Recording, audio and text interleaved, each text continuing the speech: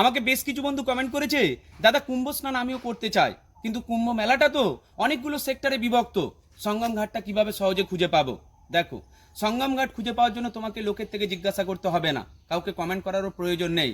প্রথম থেকে বলি, তোমার গাড়ি যখন ইউপি সরকারের মধ্যে প্রবেশ করবে, তুমি রাস্তায় দেখতে পাবে প্রয়াগরাজ কোন দিকে বোর্ড লাগানো আছে।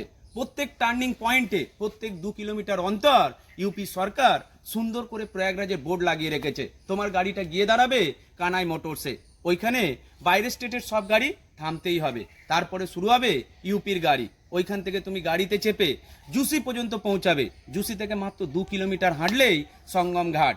এই সঙ্গম ঘাটে পৌঁছানোর জন্য ওইখানে যমুনা নদীর তীরেই বসানো আছে বড় বড় সাইনবোর্ড, যেখানে লেখা আছে সঙ্গম ঘাট কোন দিকে। ওটা পড়তে পড়তেই তুমি পৌঁছে যাবে সঙ্গম ঘাটে।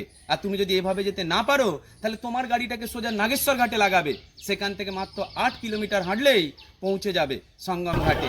ওখানেও টোটোর ব্যবস্থা রয়েছে, পার হেড 50 টাকা নেবে, তোমাকে পৌঁছে দেবে সঙ্গম ঘাটে। এভাবেই তুমি সঙ্গম ঘাটে পৌঁছে নিজের মনের ইচ্ছেকে পূরণ করতে পারো। শুধু একটাই অনুরোধ, ওখানে কিন্তু ভালো মানুষের পাশাপাশি অনেক খারাপ মানুষও আছে, যারা তোমাকে ভুলভাল বোঝাতে থাকবে। তুমি শুধু ওপরের সাইনবোর্ড ফলো করে হাঁটতে থাকবে, দেখবে ভগবান তোমার মনের ইচ্ছে পূরণ করবে। কারোর উপর নির্ভর করার দরকার থাকবে না। ভালো থাকবেন সকলে। হর হর মহাদেব।